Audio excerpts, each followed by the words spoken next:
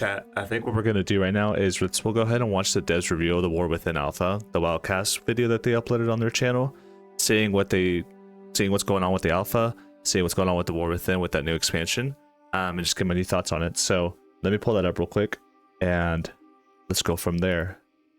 Let me turn off the music here. Okay, cool. But just gonna react to this super quick. Well, not quick. It's a 27 video, but let's watch this, see what they got, see what we have in store.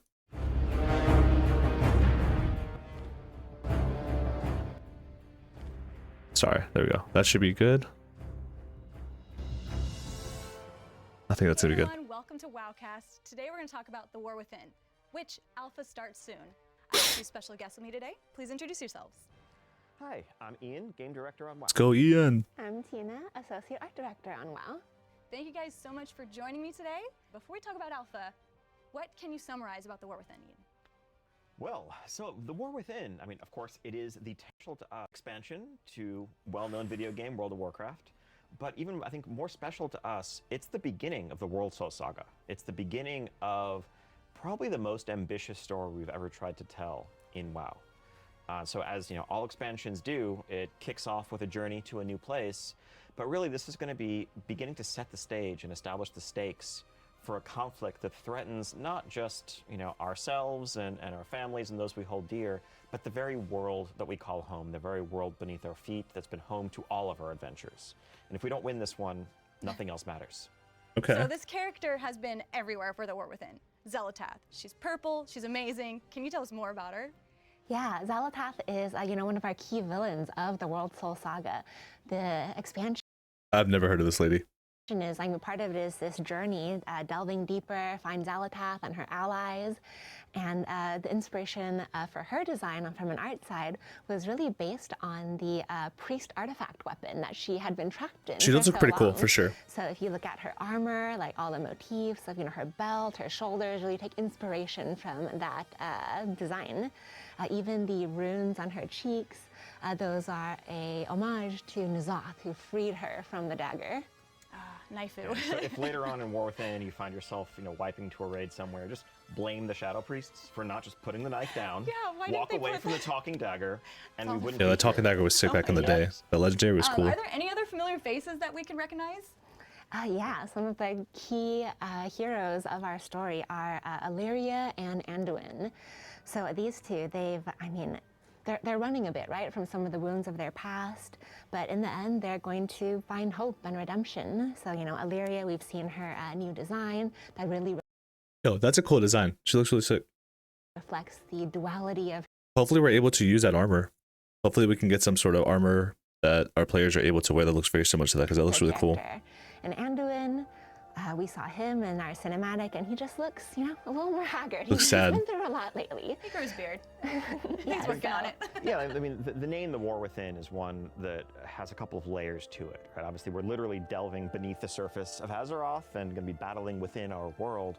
But this is also a story that involves a lot of inner turmoil and inner conflict. And Anduin is probably the most torn of any of our cast of heroes, given what he went through in the Shadowlands. And his journey into the darkness as he seeks to rediscover his own light is a big part of the narrative arc. And with The War Within, there's new zones. Can we talk about what our new zones are going to be? The continent as a whole that begins on the surface and extends beneath the earth, right, we're calling Khazalgar. This is an ancient home to the Earthen. It's actually just off the west coast of Pandaria, about between Pandaria and Kalimdor. Just a couple hundred nautical miles away from a certain sword that's sticking out of the southern end of Kalimdor. What sword? But yes, home to 4 zones with amazing, varied settings. Yeah, so our first zone, the Isle of Dorn. This is basically, you'll find an isolated group of Earthen there, and so they have their awesome. This looks really sick, and I'm gonna say something kind of controversial. I actually really like simpler zones. I think simpler zones are cooler. It's cool to have like those really nice like snowy ones, or but I just think that they're kind of they're too much. They're getting blinded. I feel like this is more natural, and there's more that you can do with natural zones like this. I mean, think about Nagrand. Which we're very the best zones ever. Players to check out. That'll be the hub in the end. The second zone is the Ringing Deeps, so the evocative of mine picks, industry, that's all red. And so this is the heart of Looks urban cool, though, industry. for sure. But it's not all just, lava and fire. It's see. There you go. mixed with these beautiful caverns, cenotes with light and water coming in, creating these, lush spaces for That looks pretty players cool. to enjoy. And then at those we go caverns. to Howlafall. Howlafall is where we really wanted to break expectations. Right, like this one, this is Arathi, airships. Right, underground airships, right? The first thing you'd naturally think of when you're going under the surface, how are they going to get around? Well, How was that thing sticking Of out? course. And then our final zone is Ashkahet. So this is the heart of the Nerubian Empire. This is where we'll finally be able to see the Nerubians and all of their strength and glory, like with the height of their civilization. I think we'll get into the details of Alpha later, but everyone's journey is going to start in the Isle of Dorn. But I really can't wait until we get to Hallowfall in our testing. I think Tina mentioned that this crystal, it is such a striking visual element that dominates the zone. Imagine in this place deep within the earth, a radiant crystal of light, and the way, as it illuminates the surroundings, that actually plays with the environment and some of the spawns and how the world around it reacts to it. I think when we set out to create this underground space, we knew that one of the risks was that it could feel oppressive, that people didn't want to feel the sense of claustrophobia, of you're always in caves. Hallowfall really from the outset was built to be a place where, honestly, unless you fly all the way up to check out the ceiling above you, it doesn't feel underground. That's It good. feels like you could be outdoors. That's in good, I some like that. vast, welcoming area. It looks pretty big, yeah, it's massive. Look at that. incredibly epic. When we arrive to the Isle of Dorn, what's the first thing we'll see? Well, so you're going to see something a bit different in Alpha from when the expansion goes live. There is an expansion intro experience that is not currently being tested. It's something that has some, cool narrative elements that we want players to all experience together later in the year when War Within launches. But players will spawn in the Alpha on the Isle of Dorn, surrounded by some debris that will look pretty familiar and pretty distinctive, and really is the scars of an initial battle that seems like it didn't end so well. And the beginning of our journey, as with many expansions, is a bit of a mystery, a bit of an investigation of arriving in a strange land, having this threat that we face, these visions, these whispers that heroes around Azeroth have been hearing in recent months, but trying to understand the nature of the threat we face, how we're going to stop it, and our journey begins Chilling in the on water. the doorstep of these ancient earthen people who are going to begin, helping us figure out where to go next. They're going to become our next allied race too, right? Once we earn their trust, that's for sure. Is there any other NPCs that we're going to be familiar with? Yeah, there are going to be some characters that we haven't seen in World of Warcraft in a while, but will be, part of this story. That's because of their, dwarven heritage. And, Magni, he hears the Radiant Song. He brings some of his family members along. Moira, who is leader of the Dark Iron Dwarves and heir to Ironforge. She'll be here with her son, Dagran, who is now a young adult. Dagran, the last time we saw him in game, nerd. he was this pretty generic-looking dwarven baby, but now, the Dark Iron heritage is starting to looks like show such a more dork. in his appearance, along with his personality. So he has a bunch of these scrolls and books, like really showing that he has a very scholarly nature. Very I nerd. think one of the fun aspects of just world building and narrative in WoW is we have this vast array of characters and champions and heroes and backup characters. And whenever we figure out where we're going, what the next natural location is, what the story elements are, the first question we ask is, who needs to be here? Who does it make sense to have answer this call, want to step forward? Just as when we were dealing with the Green Dragonflight or the Emerald Dream or the like, okay, this is time for Malfurion and Tyrande to step forward. Now that we're going to this ancestral homeland of the Earthen with this ancient connection to the dwarven legacy of Azeroth, this is a time for our dwarves to take center stage. All right, so let's talk about the 8 new dungeons in the War Within. What are your guys' favorites or the notable ones you want to talk about? Well, so one that's fun to talk about is actually probably the first dungeon Okay. players are going to see in their journeys, and it's going to be tested early on in the alpha. This is the Rookery dungeon in the Isle of Dorn. Rookery. The Rookery is the place where the Storm Griffins were raised and trained. Yo, I know I'm a little bit late on this, but since this video's released, there's been a lot of not necessarily leaks because it's obviously supposed to be shared, but the Storm Griffin models and the color palettes of them look so good. I'm really excited for that. By the ancient earthen over the centuries. You know, dwarves and griffins go hand in hand, and the earthen have a legacy of storm riders that we got to see a little sneak peek of. If you got the War Within Heroic Edition, you might have been flying around on that guy. There's plenty more where that came from in the Isle of Dorn. And so this dungeon, of course, is not all peaceful. It's been overrun by a group of corrupted earthen known as the Skarden. And we're going to be just beginning to understand cool. Look at those weapons. where they came from and what their nature is as we fight through it. Armor's pretty sick too. One cool thing about this dungeon is that it's actually part of the main campaign as you play through Isle of Dorn. Do you have to run it? People are instantly saying, wait a minute, I don't like doing dungeons, I just like solo questing, that's terrible. Well, fortunately, in 10.2.5, towards the end of Dragonflight, we introduced this feature called Follower Dungeons. And we're really happy to bring that to the level up dungeons in War Within right from the outset, so that you can go in solo with NPC allies as you play through the dungeon if that's what you prefer. Or, of course, you can just queue up with with friends or random group mates through the group finder. But what this lets us do is, where appropriate, we can really have the story flow directly through dungeons in a way that we couldn't in the past, in ways that at times was frankly awkward, because sometimes major villains die in dungeons. Dungeons are places of great importance in a zone, but we couldn't really tie them directly into the questing because we didn't want to create an obstacle for players who really just prefer to keep playing solo. So I agree. I like that they have to, or I like that they did that, because obviously like everyone's like, oh, like it's an MMO, like you should be forced to play. But then there are people who like don't care to join a group, and so you can't penalize them for not wanting to play with others. If they want to look at this MMO as like a whole like solo adventure, then they can do that. And I feel like it's fair for them to have it work both ways. Like, hey, we were able to add this follower dungeon for you guys to do it on your own if you really want to, and not join, part of the whole MMO like scene. That's understandable. I feel like it does kind of like take away the ability for, like, it does force you not to interact with other players, but I don't think you're ever going to win with one side or the other. I feel like you're either going to please one group and piss off another group, or vice versa, right? So I feel like having it both ways and just having people prefer what they want to do, I feel like that's the best way that Blizzard can handle this right now. Is there anything that you like? One of my favorites is in Hallowfall.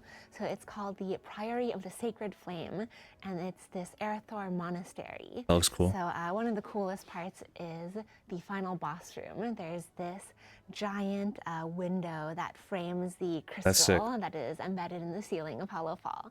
And so I love, the beauty of the room, as well as just how it ties in with the narrative of the story as a whole. And another really cool one, it's the City of Threads. So this one is underneath the Nerubian city proper. And so it's really interesting to see the ancient civilization that the newer civilization was built on top of, and just to think about the layers of Nerubian history that, is in this land. Is it that the ancient civilization back in like Lich King? Even far before that. It's even farther before that? Yeah, the Nerubians, I think, we might think of them as monstrous or arachnid. They're one of the great powers, one of the great advanced civilizations of Azeroth, right up there with the elves and trolls and the others that helped shape the course of the world's history. We've only really seen hints of them, going back to Wrath. If you ran the Azjol Nerub or Ankahet dungeons, you could see their buildings off in the background. But they were a civilization that at its height rivaled the High Elves and the Nightborn on the surface. That's insane. They were able to go toe-to-toe with the Lich King's armies and win until the old gods and their forces on another. People forget about that. They're a huge race in lore. They've been around for so long. Being able to explore what they're all about is one of the things we're most excited about when it comes to War Within. One of the things we're excited to bring is an arachnophobia filter, if you will. For all of you out there who could never, go to that spider section in Nax, you'll be able to turn on an arachnophobia filter, and all spider beasts will turn into crabs. That's pretty. So very pumped about that. I saw people were like, oh, like that's lame. Like, okay, like what if I'm scared of crabs, stuff like that. Like, honestly, I feel like the reason that they did this specifically for arachnophobia, because they probably had enough feedback from players saying like, hey, like we're scared of spiders and stuff like that, right? So it's probably one of the bigger phobias that's out there. And I saw some people being like, oh, like that's so cringe, or like that's so like soy and like soy boys and stuff like that. Like that's stupid. Like if people are scared of spiders like that and they had the filter, the reason they put it in the game, because there's probably a demand for that filter, right? Or some sort of like all feedback, like, hey, like spiders, arachnophobia is probably one of the most common phobias. So like, you know, please do something about it. And like World of Warcraft does have a lot of like arachnids and spider models and stuff like that, right? So I saw a lot of pushback on this. And like first, like it doesn't matter if it doesn't affect you, don't turn it on, whatever, right? Like why do you care?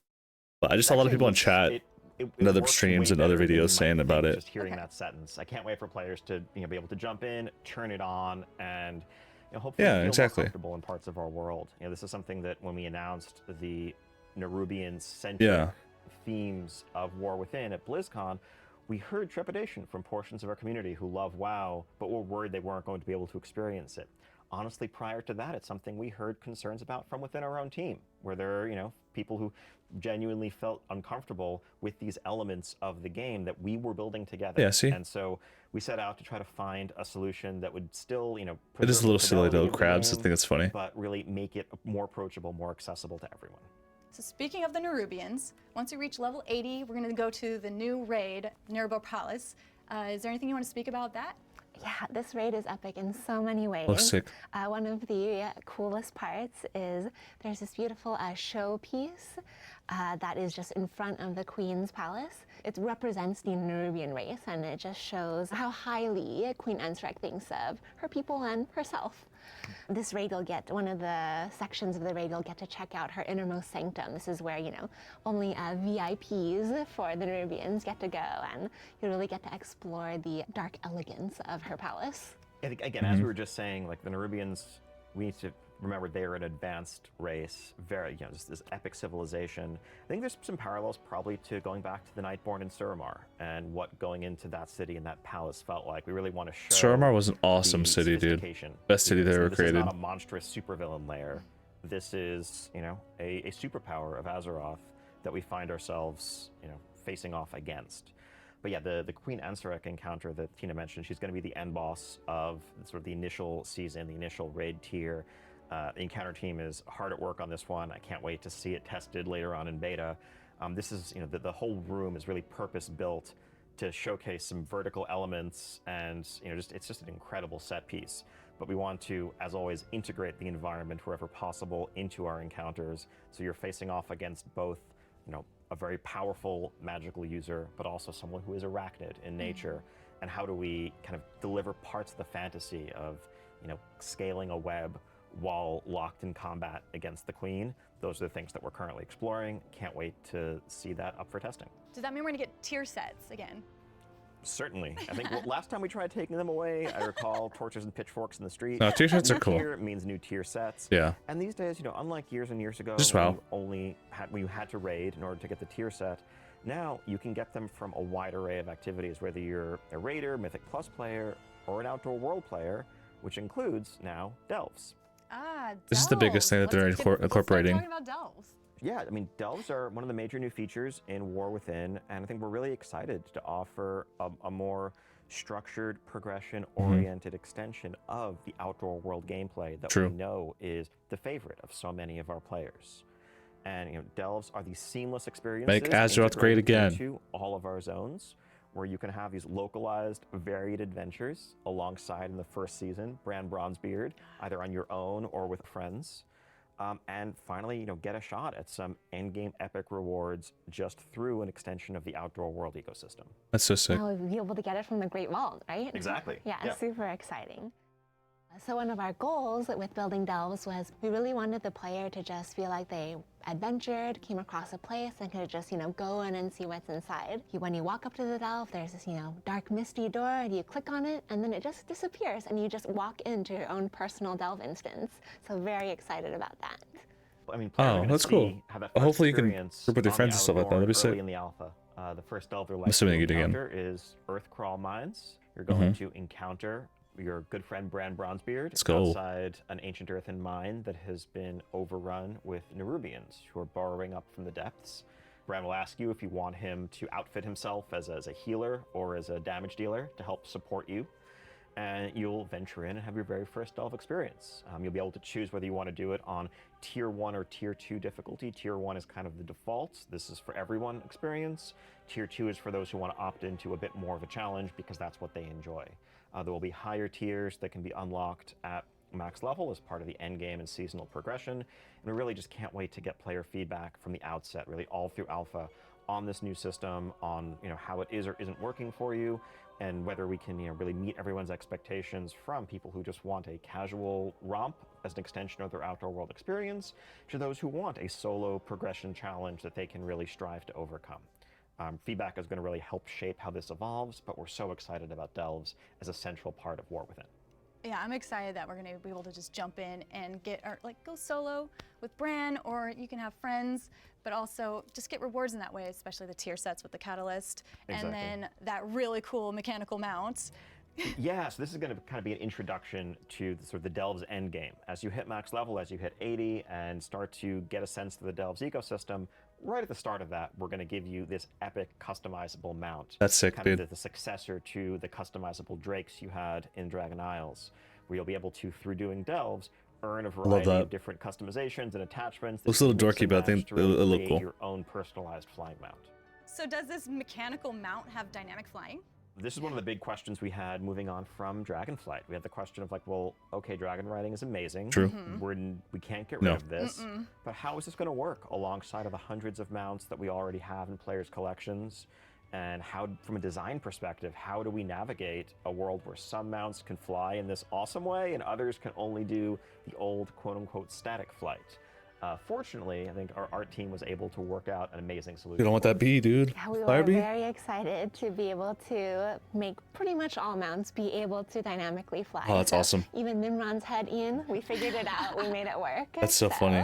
I'm really excited to see Nimron's head going like super fast.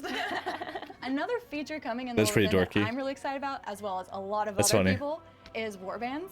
Yeah, warbands, I mean, again, I think as I summarized it at BlizzCon, it's just account-wide everything. Yeah, that's nice. Players increasingly play multiple characters, and this is something we've heard loud and clear, that the game needs to be more alt-friendly. That players want to be able to choose where they spend their time across their different characters instead of That's feeling fair. like they have to reprogress everything individually. And so, yeah, the warband is it is your account in its entirety. It is your collection of champions, whether they're Horde or Alliance, regardless of what realm they're on. They're all part of the same warband, That's so cool. which gives access lot of to money. various shared progression systems. And then you get to see all of your favorites on, one screen together. You only pick 4? In our new UI, we'll have warbands, and you'll be able to move 4 up into that space and see Okay. them all hanging out around a campfire. Is that on the character select screen? Yeah, the character select Oh, screen. cool. Yeah. That's going to be totally different than what we're used to logging in. Exactly. Yes, you'll know, like, this is a completely different world. It's a completely That's so different sick. welcome into World of Warcraft. What we showed It off looks at like, BlizzCon was just actually Lost a Ark. UI mock-up. Yeah. But we're excited to see people react to the real thing. And really, as with everything else, warbands are a foundation. This is a system that we want to build the next generations of World of Warcraft on. In 2004, WoW launched with everything character-based. Yeah. In 2024, WoW is going to shift to everything being account-based. And we can't wait to hear feedback about what other areas we can expand upon here. And that's going to shape not just War Within, but later updates and expansions. And we're just, just excited about this platform. I know a lot of people are like, oh, I miss like old school WoW, where like it was all about one character. Like I miss like the character identity, like the class identity.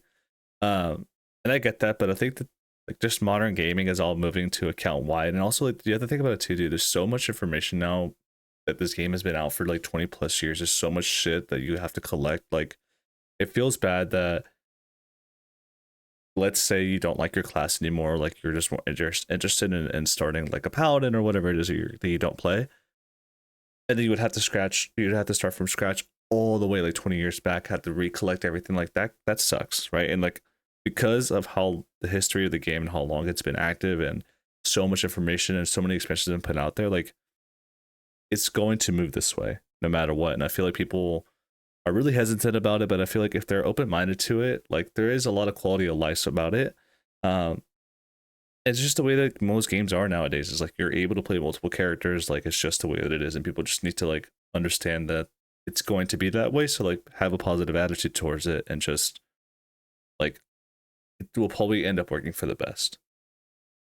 And again, I go back to this every single time. Most of the time, the people that Blizzard is adding these kind of things, it's probably because it's being asked to, and all the feedback that they're getting, right? So like people are wanting these features, that's what they add them on here. 9 times out of 10, and recently they don't add shit just to annoy us, right? Like they learned that from like Shadowlands and like WoD and stuff like that. But yeah, I heard a lot of people like complain that like they missed the old like class like character identity. But like if you missed that, go play some classic WoW. Go play hardcore. Like that's what those game modes are there for. Like go enjoy that instead, and that's fine. That better reflects the way our players are looking to play World of Warcraft today. You can't forget about PvP. Let's talk about Yeah, it. holy shit. Yeah. So we have a new battleground called the Deep Hall. This one is Earthen themed. It's a bit of a mashup between Silver Shard Mines and Arathi Basin. So, hold some points, push some carts. We're really excited to see how players navigate around this one. Yeah, and in terms of how players are interacting with it, there is an overhaul to our rated battleground system that is coming with War Within. Good. People who've been paying attention over the course of Dragonflight have checked out our Battleground Blitz, our kind of brawl that was testing out a 8v8 solo queue rated battleground format. We're happy to move to that as a default for how rated battlegrounds are going to work going forward. I think we're really excited to make that battleground experience that personally I've always felt is the best part of WoW PvP, the larger scale, more cooperative, objective-based, collaborative, competitive setting. They just need to approach it how they approach Overwatch. Like try to figure out like how they did Overwatch, like such a competitive way that you're able to like have certain roles and have it more affect you. And like even if you don't lose, like have some sort of algorithm that like your individual contribution will still help you have a good MMR, right? As opposed to the deathmatch style in Arena. To make that more Arena's nice. Don't fuck with Arena. Loves battlegrounds, loves PvP. Just tune everything. We know, it's a bit overdue, honestly. Yes. Adding a new battleground map into the rotation, and we're excited to do more of this going forward. We're excited to have a new framework that can make battlegrounds more central to the end game rewarding part of PvP. And yeah, this is just the beginning of a new chapter. Another feature in the War Within is hero talents. We've been having a lot of articles talking about them. What are some of the other things that we can expect with the hero talents coming forward? Well, I can say there's going to be no more blogs and articles releasing hero talents because they'll be there for you to jump in and play. And I think that's the most exciting thing. Nice. I'm so grateful to the community for all of He's referring to the alpha. Like they're going to be available to the alpha like right away. The feedback and discussion in recent months, going back to the first blog in December, this really helped us shape this central feature of how people's class gameplay is going to evolve. You're going to see hero talents that you haven't yet seen for the trees that we haven't discussed previously. Good. And for many of the ones that we have released, you'll log in and see changes that are directly shaped by your feedback.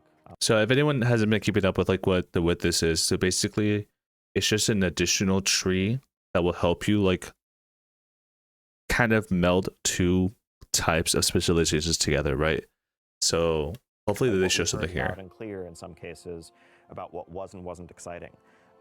We've committed to have as many of these playable right from the outset as possible. We will have 100% of the hero talent trees available and playable not long into alpha. So for example, like Templar would be like the mix between like I'm just putting it out there. I don't know if this is accurate. It could be like a tree between like a paladin and a red paladin, right? So the like they give you a little bit more tankiness, will also be a little bit more offensive. Or like if you go between like paladin and retribution and holy, you probably have a lot more survivability and more healing based stuff, right? So it's just really cool. You get to have like an offensive like tank warrior or like a defensive like boomkin, or I don't know. You'll see what I mean once I release more information. And really just dialing it all in. Like this right here, Frostfire, mix between Frost and Fire mages, looks sick. To make the polished experience that everyone is excited about. So what are we doing with professions in the War Within? I think when we really overhauled professions in Dragonflight, we saw that as a kind of a permanent shift in how professions were going to work going forward. So you can expect, new recipes, different enchants, but the same fundamental sort of progression and structure to professions that you saw in Dragonflight. One big piece of feedback that we heard throughout Dragonflight, though, was a bit of frustration with the work order system from crafters who were just looking to complete quests, looking to skill up, but found themselves competing and often racing to grab work orders with their fellow crafters. Yeah. So what we're excited to offer is a baseline availability of basically NPC crafting orders. So it could be Earthen in Isle of Dorn.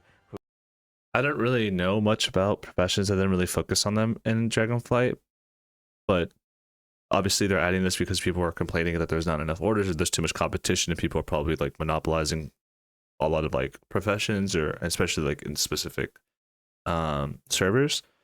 But hopefully that fixes that stuff, but also it makes us feel like the world is like a live world, right? Like the NPCs are also asking for stuff or interacting with NPCs because they're going about the regular days, and I think that's a really cool, like, small little feature. Who need a hammer made or need a helmet made. Yeah, I see. And they're constantly putting their work orders up onto the market, so that there's always something for you to grab. Yeah. The player ones will still be more lucrative. True. But there should always be that baseline availability if you just want to skill up, you just want to practice your trade skill. That's There's cool. also some cool potential for narrative tie-ins, the ability to have quests that now can point you towards that system because we can count on it always being there. So with Dragonflight and the profession overhaul, there was also a UI overhaul. Is there anything we're going to see with the War Within? Yeah, so the UI overhaul, it's basically a continued improvements that we want to make over time. One of the things that I'm very excited about is the quest bang overhaul. So we're going to have a bunch of new icons that will that's make awesome. what type of quest it is much more clear. Yeah. One of the new ones that you'll see is one that's like we consider an important one. These aren't campaign, but they're pretty important to your character. For instance, some that must-do ones for your profession, Okay, or cool. ones where you're going to unlock the That's good for new players. revival catalyst. Yeah, I think as we've leaned more and more into outdoor world gameplay and varied gameplay there, different types of public events over the course of Dragonflight, honestly, we reached a point about halfway through Dragonflight where we just took a look at our map and kind of recoiled in horror at the number of different icons that were there. It is It was just a overwhelming. kind of icon soup situation Yeah. that made us say, like, it's kind of at this point, we've advanced far past the world of, oh, you just have some daily quests or world quests here. We need a clearer visual language. And so really excited to just evolve that central interface that players use to log in and see what there is to do in WoW on a given day. So that covers the War Within, and the alpha is starting extremely soon. Pretty much working Hopefully on I get getting into it set alpha. up as I we doubt it, speak, but as we we'll sit see. here right now. And yeah, so the way this is going to work is pretty similar to the Dragonflight alpha for those who followed that, where really each week, each new build that we release, we're focusing on a different piece of War Within to concentrate player feedback and our attention to just really get all that feedback in and maximize the quality. So we're going to start off zone by zone, level band by level band. This first week is going to be the Isle of Dorn, level 70 to 73 or so, the dungeon and delves there, as well as universal systems like hero talents. With successive alpha builds, we'll move on to other zones, other portions of War Within, inviting more waves of people. If you haven't gone to the website to opt in yet, that's a great reminder to do so.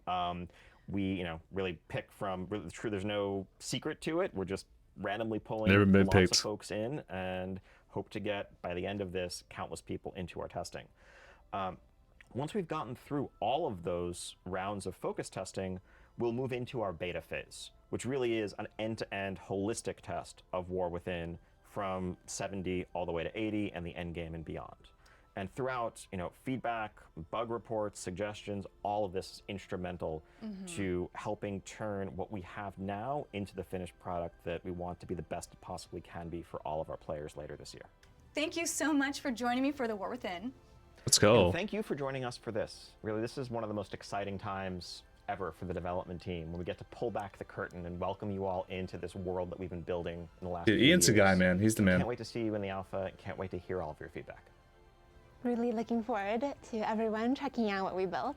Thank you so much. See you guys in the alpha. So cute. That's awesome. Oh, chat, that was sick. I think that it's heading in the right direction. I think they're, there's definitely a lot to work on, and people are always going to be complaining. And I think that's just like the bad quality that like a lot of WoW players have, is they tend to bitch about literally everything.